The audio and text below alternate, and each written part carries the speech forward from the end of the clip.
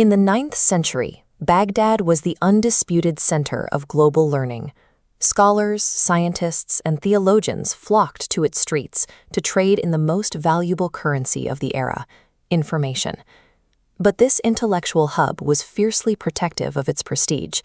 When word arrived that a brilliant foreign scholar named Muhammad bin Ismail Al Bukhari was coming to visit, 10 of the city's academic elite gathered to prepare a coordinated public trap.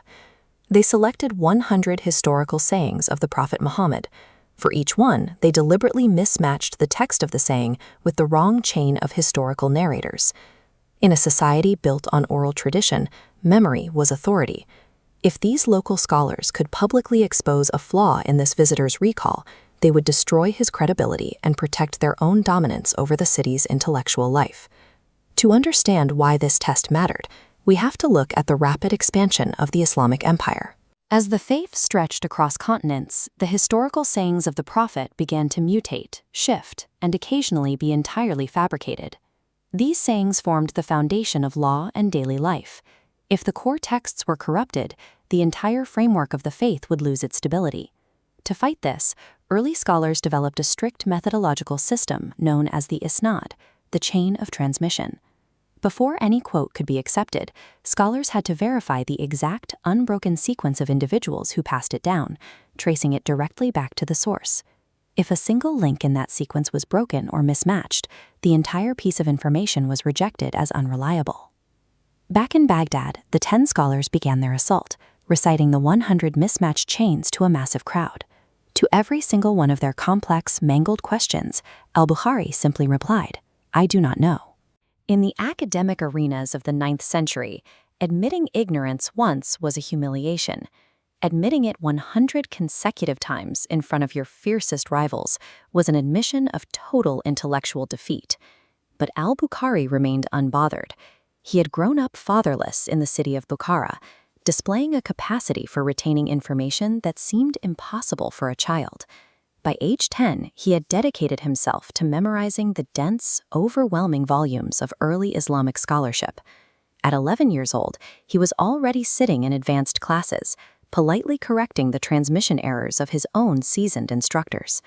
By 16, he left his home to travel across the Arabian Peninsula, searching for historical truth among the noise of the expanding empire. The Baghdad scholars finished their 100th question, expecting a final surrender. Instead, al-Bukhari broke his silence and addressed the first examiner.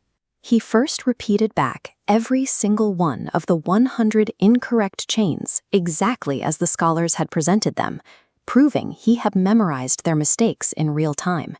Then he dismantled their trap. He paired every single text with its correct chain of transmission, reciting all 100 flawlessly from memory. The scholars were stunned.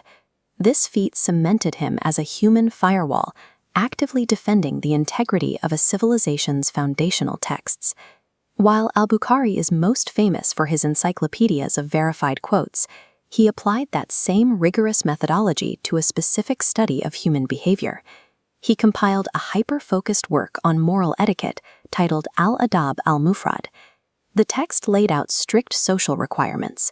It mandated absolute dutifulness to parents, instructing readers to treat them with kindness, even if those parents were unjust or followed a different faith. It instituted exacting socioeconomic standards, requiring masters to feed and clothe their servants with the exact same quality of goods they used for themselves. He even categorized micro-behaviors, establishing boundaries on how to joke appropriately, how to visit the sick, and why one should never curse the wind. Al-Bukhari cataloged these habits to structure a society where character is forged through 1,000 tiny daily decisions. By defining even the smallest interactions, like the words used during a storm, Al-Bukhari suggested that spiritual refinement is found in the details of a life lived with intention. This methodology maps the transition from a state of ignorance or darkness into a state of divine guidance, represented as light. The behaviors recorded in Al-Adab al-Mufrad show that this light is found in a measurable series of physical, external actions. In this system, faith manifests in how you speak to an elder, how you manage your anger in a conflict, and how you provide for an orphan in your community. Through the meticulous memory of one fatherless child from Bukhara, the specific requirements for human empathy were preserved with surgical precision, leaving an enduring standard to measure our own character today.